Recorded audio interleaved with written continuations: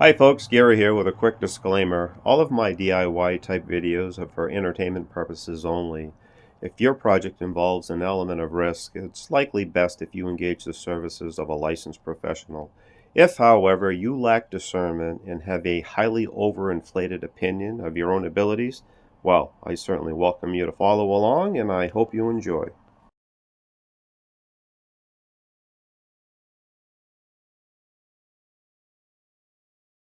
Well, hi folks, happy Saturday and welcome back to our 24K Generac install. We're doing this a little bit at a time. Yesterday was the 4th of July. I hope you all had a wonderful 4th with your family. We sure did.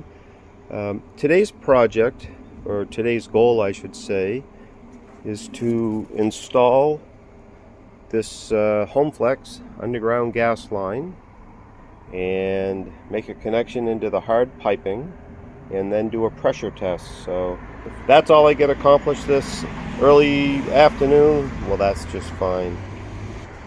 And leading up to this, just a couple things. I finished my piping right here to this 1" 90 on the meter side. This is the meter side. Here's a T going into my combi boiler in the basement, and I have a couple shutoffs on the inside of the basement for my boiler. But this is a freshly installed, so it's not painted yet, immediately above the meter ball valve, so I can shut that off if I need be in the future. But anyway, this is dry fitted here. Dry fitted all the way down. Nothing's permanent. That's how it will be. But I needed to get a good estimate of how to cut my HomeFlex, my flexible gas line. So I dry fitted everything in place. And I'll show you the other end. Okay, on the generator side, everything is piped permanently. I say permanently through right here. This is all dry fit. Okay. See how that 30-inch sweep will go down and join the HomeFlex. And I have special couplers. I'll show you those a little bit later that will join. They just twist and join couplers. Okay.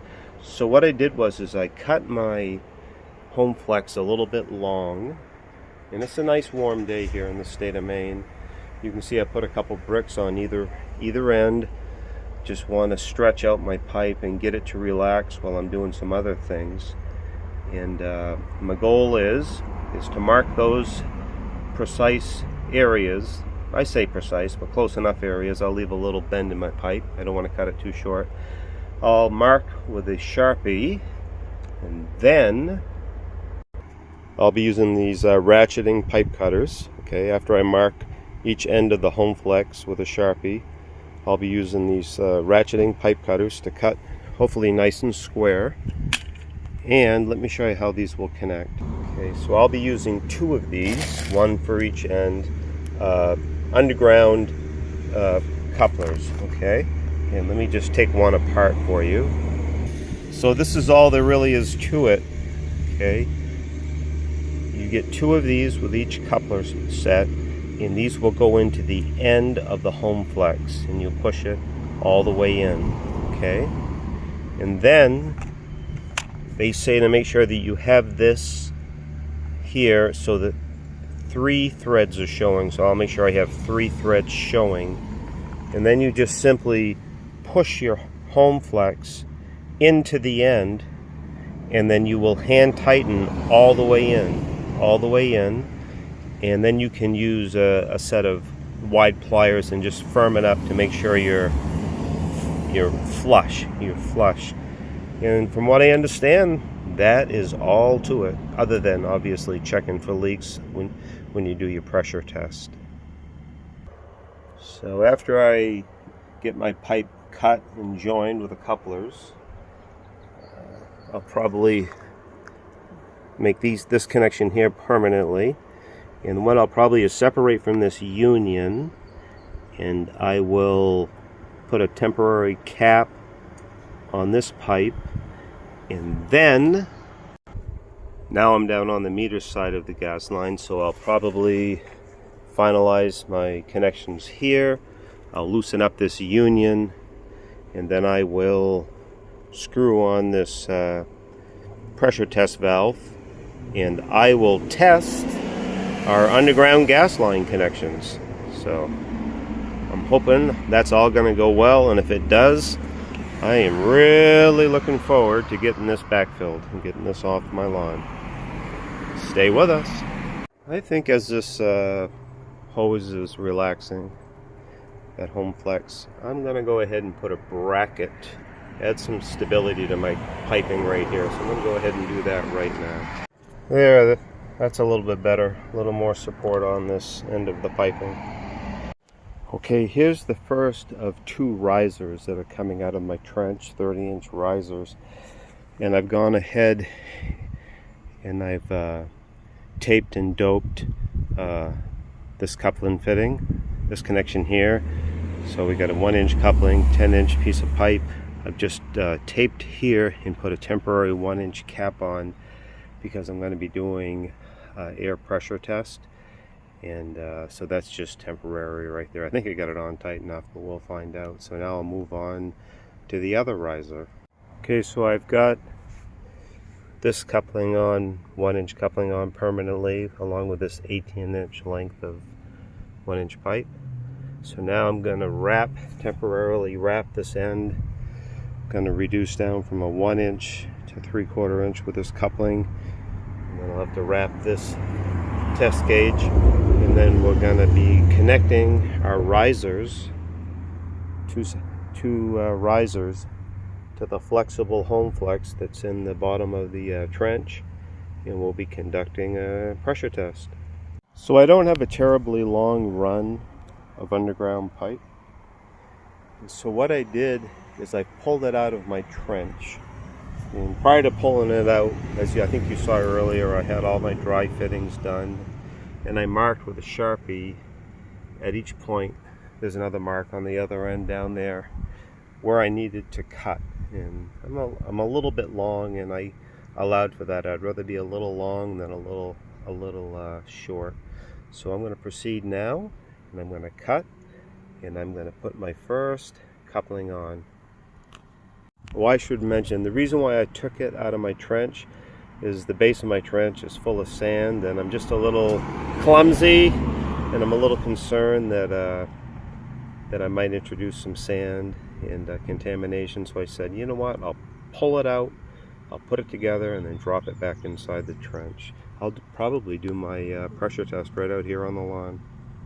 The sun is really, really bright, so I don't know if this is filming well or not, but I've made my cut, and now I'm going to install the 2 rigid sleeves of the coupling. So all you need to do, I installed one of these rigid sleeves, you just put it. Okay, so I've got the 2 sleeves inside the pipe. You just stick them in and give them a pop with your palm of your hand, make sure they're flush. Now this next piece, the coupling itself, you need to make sure you have 3 threads showing. And then you insert the ends into the coupling. Okay, so I have the ends into each coupling, and I believe they're all the way in. I pushed hard. I grabbed with my palm on each side and pushed in. Try not to be too forceful. Now I'm just going to simply twist these both in clockwise position. Okay, per the instructions, after you get it as tight as you can, hand tight, you go ahead and use a set of wide pliers and make sure that the yellow is flush up against the black. So I have a little more tightening to do, and I'll do that now. Okay folks, one connection is done. I think we're nice and tight, and we'll just move on to the other end. Alright folks, as you saw earlier, I assembled this underground gas line outside on my lawn. When I cut the HomeFlex and used the couplings to put it together, and then with the help of my college-age daughter, we placed it back in the trench. And right now we have 11 pounds of pressure on the pressure gauge, and we're going to watch that. And we are in hopes that it will hold pressure, and we can finalize these connections and start filling in our trench. Hey folks, I want to show you something. It's really important. I was doing pressure testing this afternoon. I've run about 5 or 6 pressure tests, losing pressure. I was mystified. I kept tightening up my hard piping. I had it over here in the trench, and I just now pulled out my underground gas line sections, brought it out on the lawn, and I disassembled these HomeFlex fittings, thinking, well, that's got to be the last thing. Well, guess what? I took them apart, put them back together, very, very carefully. Started my pressure testing, losing pressure again. I thought, what in the world? I started thinking, it's got to be my pressure test gauge. I mean, it can't be any of these fittings. But guess what? Let's take a look. Look where it is. I found my leak, and it's just simply on the test cap. That's just a temporary cap. I put a little bit of tape on there. Apparently not enough, and/or I didn't tighten it down enough. That is my leak. I mean, I have been spraying these joints all afternoon, looking for bubbles. Everything was fine. What the heck is going on? Do I have a bad valve? No, it was that cap. So this is why we pressure test, folks, because it's better to find it out now than after it's 2.5 feet in the ground. So anyway, take your time if you're doing this work. We are now 10 minutes in. That needle is dead on 15. I am very encouraged. Hey folks, 15 minutes have passed and we are still at 15 psi. It has not moved, not even a hair. So I'm convinced this is safe to put back in the trench, and this pressure test is good. So before I go ahead and disassemble anything, I'm going to take the pressure off.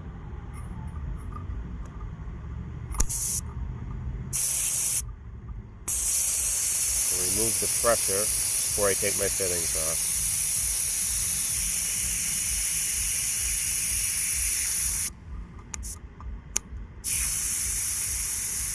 Alright. So all of this is going to come off, same on the other end. We're going to put it right in the trench and connect away. Alright folks, as we come to the close of a Saturday afternoon, what have we done and what is next? Well, on the meter side of this Generac install, we have a new shutoff valve. We have new hard piping coming off the T, and we have a shutoff valve to the gas line going to the Generac. And then we transition down, all connected, all finalized. Transition down with the riser, 30-inch sweep, all the way across the HomeFlex flexible hose. As we continue to the next riser on the generator side of the install. Does it pass, Gary? Hey folks, please forgive me. My wonderful neighbors just came over and checked on our project and wanted to have me take a look at their project. So I forgot where I was in my narration, but anyway, we've got all of the flexible gas line down. We've transitioned back up to the generator side. We have a second generator shutoff. You're required, at least in the state of Maine by code, to have a shutoff within 5 feet of the generator itself. I think I'm just under 4 feet. So anyway, next up is to pull any sharp pebbles or rocks that I might have kicked in, hopping in and out of the trench. Again, I started with about a 30-inch depth in this trench. Over here is my electrical trench. I haven't got to that yet. That's coming up. I started with about a 30-inch depth, put 4 to 6 inches of sand, wash sand in, and then next up is to put the tracer wire in, the whole length and up through the surface. And then we'll backfill with nice wash sand, another 4 or 6 inches, and then I'll lay down caution tape. And after that caution tape is in place, we will start the backfilling. And that will close out the gas end of the generator install. But because this is a 24K and I have a 100 amp entrance in our home, we are going to be doing a big electrical project. I'm going to be, and that'll be a 200 amp service into the house so I can support this generator. So thank you very much for spending some of your Saturday with me. Hope you enjoyed.